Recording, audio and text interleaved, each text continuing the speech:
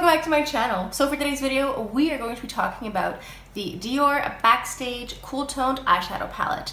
But before we get started, make sure to like and subscribe and hit that notification bell so you can know whenever I post a new video. And also, don't forget to enter my giveaway. Go down in the description box, click on the enter giveaway here. It's the Chanel Cruise Collection giveaway. If you like free makeup, then I suggest you enter the giveaway. Okay, let's go ahead and dive right in. I'm also going to cut in some close-up swatches so you guys can see a bit closer. So I purchased this on the Sephora.ca website because in Canada, the Backstage Collection is only like a Sephora exclusive and it's only at select Sephora's. So I went ahead and picked up the cool tone palette because there's a warm tone and a cool tone, and I am more warm tone, but I own so many warm tone palettes that I was kind of like, okay, maybe it'd be good to like pick up a cool tone one just to like switch things up a little bit. So this is a palette with 8 shades, not 9, because the top one here is not actually an eyeshadow, it's a primer. In the back here, you have a list of the names of the eyeshadows.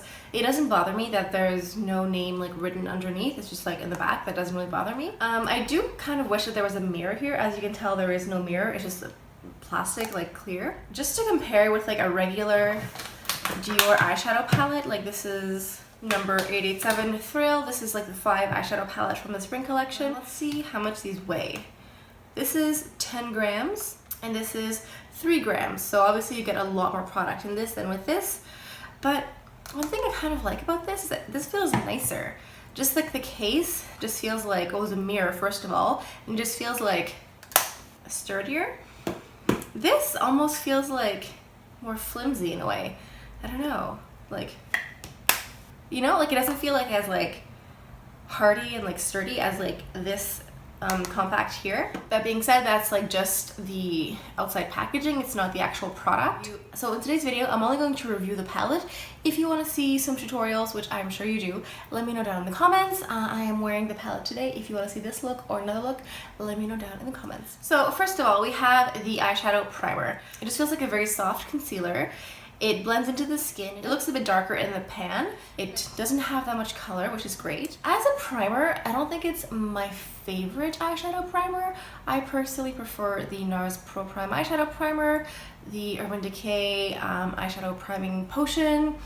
I prefer those over this one. If I put this on in the morning, like around like 9, by like 5 or 6, there is some creasing. If I wear my regular eyeshadow primer, there is no creasing.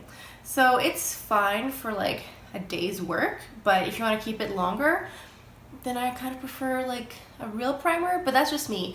I prefer like a real primer over a concealer any day of the week, so it could just be that preference as well. So this eyeshadow palette contains 1 eyeshadow primer, as I stated, an iridescent highlighter, a matte sculpting powder, 3 shimmer shadows, 3 high pigment matte shadows.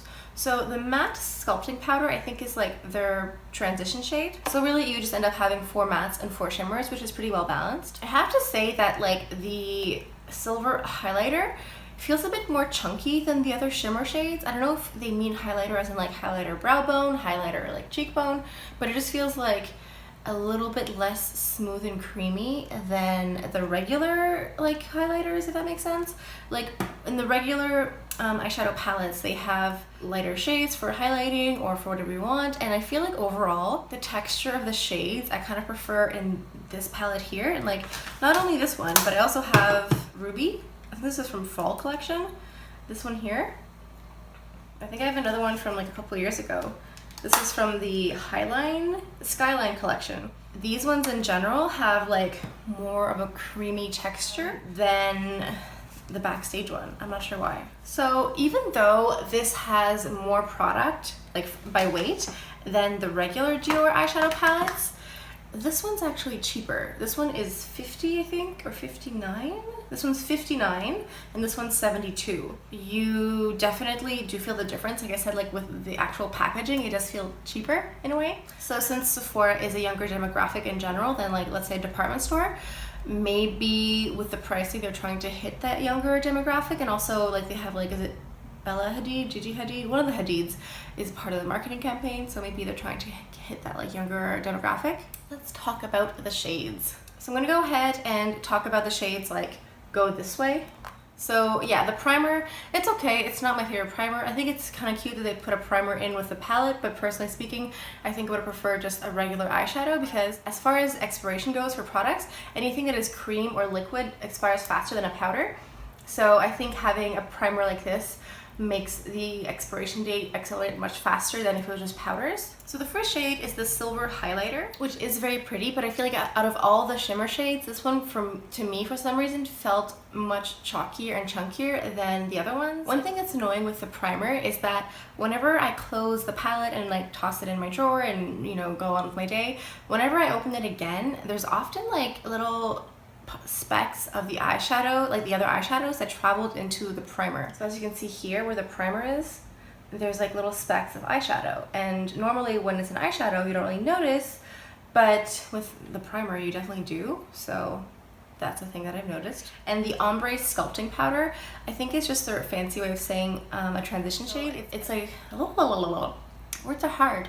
So the Ombre Sculpting Powder is, I would describe it as a cool toned taupey color. It's very pretty. It's very pretty to swatch. It's also very pretty on the eyes. So I'm going to go ahead and show you a swatch of the first 3 shades. So the first swatches are the primer, the Silver Highlighter, and the Ombre Sculpting Powder. Okay, so next up we have the Shimmer Pink, the Shimmer Lilac, and the Shimmer Purple. Now all 3 of these are super pretty. For some reason, the Shimmer Purple almost looks like a little bit chocolatey to me. Chocolatey. Wow, words are hard. The Shimmer Purple looks a little bit more chocolatey on me. I'm not sure why, but especially when I blend it with other colors, it doesn't look like super purple. But I would say it's almost more of a satin finish. Like when I compare the Shimmer Lilac and the Shimmer Purple, there's obviously a big difference in the texture. That being said, all 3 are really pretty and work really well. That's what I like about having one-toned palettes, because sometimes they come out with palettes with like 12 shades and you have like every color in the rainbow and you're like, how do I wear this? But at least if it's like all cool toned, all warm toned, you know that you can mix and match any color you want and it's going to look really pretty. And now we have the Matte Pink, Matte Mauve or Mauve, and the Matte Plum. These 3 shades are really pretty. The Matte Pink one I wasn't sure what to do with, because when I think of a matte color I think of like a transition shade or a shade to smoke it out or deepen it up. But I actually ended up using the Matte Pink one just on my lid today, and I think it's really pretty. I like the darker colors, like the Matte Plum. I feel like is definitely, like when you compare the Matte Plum to the Shimmer Purple, you see a huge difference. I'm just gonna go ahead and swatch them actually just to compare, because when you swatch them together, the Shimmer Purple looks more brown. I just added the Shimmer Purple next to the Matte Plum, and you can definitely see that like the Shimmer Purple looks more chocolatey. I kind of feel like the Matte Mauve can also be a transition shade. Like it isn't that different from the Ombre Sculpting Powder, but it is still really nice, and they're very buildable, they're pretty easy to blend, they're pretty easy to use. Overall, I really do like this palette. I like it because it adds something new to my collection. I like it because of the shadows, but I can't help but shake this feeling that the eyeshadow quality is not exactly 100% to what I'm used to compared to the 5 shadow palettes. Just as an example, I'm gonna take out an old one. I think it's from like 2016, and this is the Skyline Collection. And I feel like the shape and the details in the palette are still holding up, even though it's from 2016. And as you can see, I've dug into it and played around with one of the shades. And I'm going to show you this palette here that I've been playing with for a week. And in some of the shades, a lot of the detailing is almost all gone. And I'm just going to go ahead and show you this palette here, the Dior Backstage one that I've been playing with for about a week now. And as you can tell, some of the shades, like the Dior detailing, is already kind of fading away. That being said, it's still a good eyeshadow palette. It's just not the same as the regular Dior 5 shadow palettes. But I mean, nothing about this looks like the regular 5 shadow palettes. I mean, the packaging, everything is different. There's no mirror, there's no little sponges that come with it, not that I ever use them, but I'm just saying, like, it's not the exact same. It doesn't come with like a little sleeve, like, I'm gonna show you this again, but like these come with these little velour little sleevelets here. The Dior Backstage one doesn't. Again, the Dior Backstage one is significantly cheaper, even though there's more product. I do think that they are trying to hit a younger demographic because of the pricing, because of the availability. It's only at Sephora's. And one thing that the Dior Backstage palette that's better than the regular 5 shadow palettes is that this one has a good balance of mattes and shimmers. 5 shadow palettes are almost always all shimmer, which can be a lot sometimes. This is a good balance of matte and shimmer. Overall, I do think this is still a good palette. If you are someone who doesn't want to have like a headache in the morning and deciding what shadows to wear, as I mentioned before, sometimes you get these like gigantic palettes with like 15 different shades and you have every shade of the rainbow and you're like, how do I decide like what to mix with what? At least with like all cool tone or all warm tone, you know that if you just stick with this and you go with like one light and one dark, it's always gonna look good.